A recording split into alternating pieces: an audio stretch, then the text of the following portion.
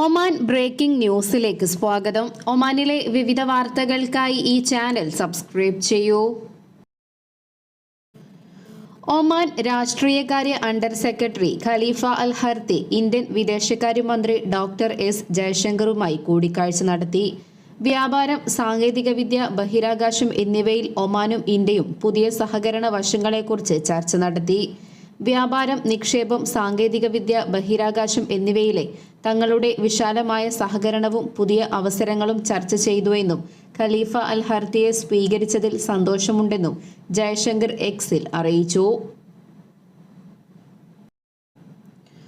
ഒമാനിൽ ശൈത്യകാലം വരുന്നതോടെ വരും ദിവസങ്ങളിൽ സജീവമാകുന്ന ക്യാമ്പിങ്ങിന് മസ്കറ്റ് ഗവർണറേറ്റ് വിവിധ മാർഗനിർദ്ദേശങ്ങൾ പുറത്തിറക്കി.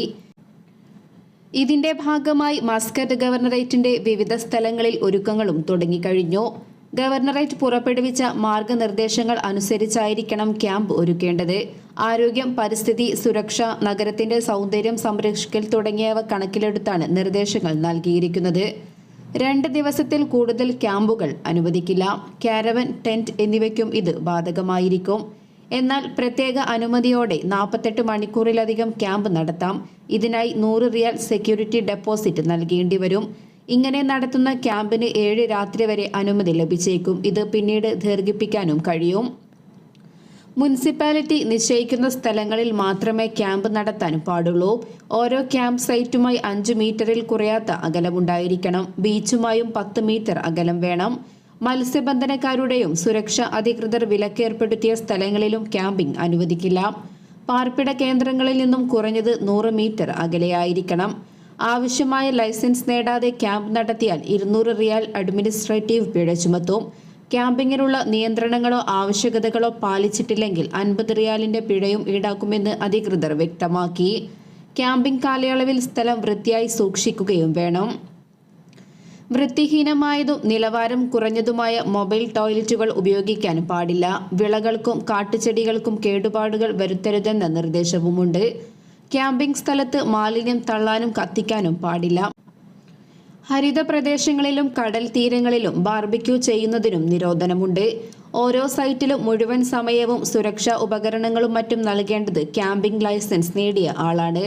ക്യാമ്പിന് ചുറ്റും വേലികളോ മറയോ മറ്റോ ഉപയോഗിക്കുന്നുണ്ടെങ്കിൽ കാഴ്ചയെ തടസ്സപ്പെടുത്താത്ത താൽക്കാലിക വസ്തുക്കളാൽ നിർമ്മിച്ചതുകൊണ്ടാവണം അത്.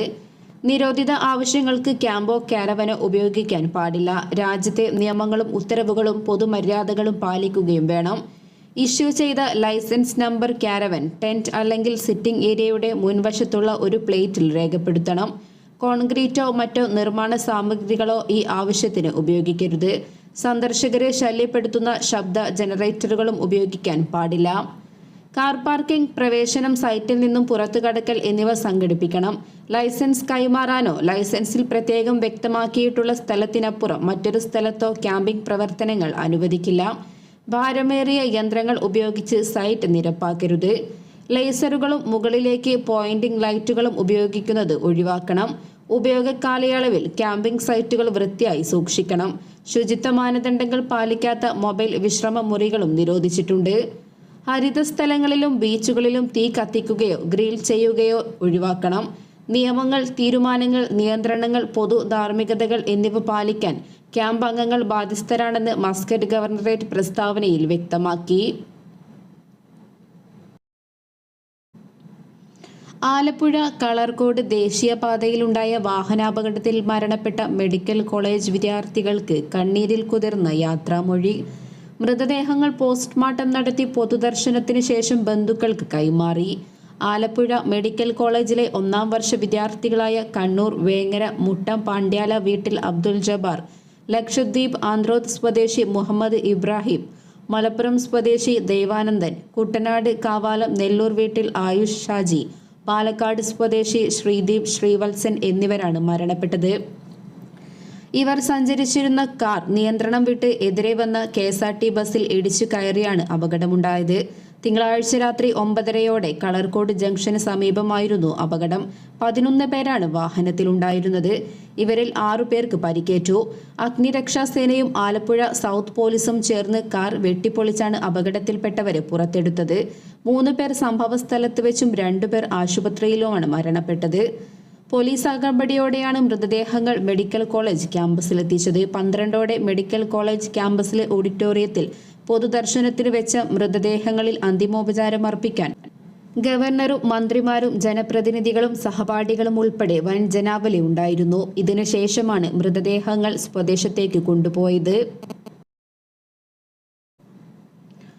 രണ്ടാമത് എഡിഷൻ സമായിൽ ഫെസ്റ്റിവലിന് തുടക്കമായി. ഉദ്ഘാടന ചടങ്ങിൽ പൈതൃക വിനോദസഞ്ചാര വകുപ്പ് മന്ത്രി സാലം ബിൻ മുഹമ്മദ് അൽ മഹറൂക്കിയുടെ നേതൃത്വത്തിൽ ഉദ്ഘാടന ചടങ്ങുകൾ നടന്നു. നിരവധി സർക്കാർ, സ്വകാര്യ, കമ്മ്യൂണിറ്റി സ്ഥാപനങ്ങളിൽ നിന്നുള്ള പങ്കാളിത്തത്തോടെ നടക്കുന്ന ഫെസ്റ്റിവൽ ഡിസംബർ 13 വരെ നീണ്ടുനിൽക്കും. സാമ്പത്തിക ശാസ്ത്രം, സാംസ്കാരികം, വിനോദം, വിനോദസഞ്ചാരം, സ്പോർട്സ്, ഇന്നോവേഷൻ എന്നീ മേഖലകളിലായി 14ലധികം വൈവിധ്യമാർന്ന പരിപാടികളാണ് ഫെസ്റ്റിവലിൽ അവതരിപ്പിക്കുന്നത്.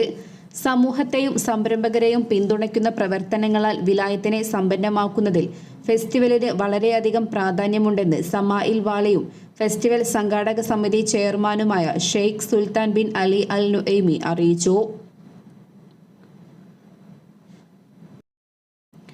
ഇതോടെ ഇന്നത്തെ വാർത്തകൾ അവസാനിക്കുന്നു. പുതിയ വാർത്തകളുമായി വീണ്ടും കാണുന്നതുവരെ നന്ദി, നമസ്കാരം.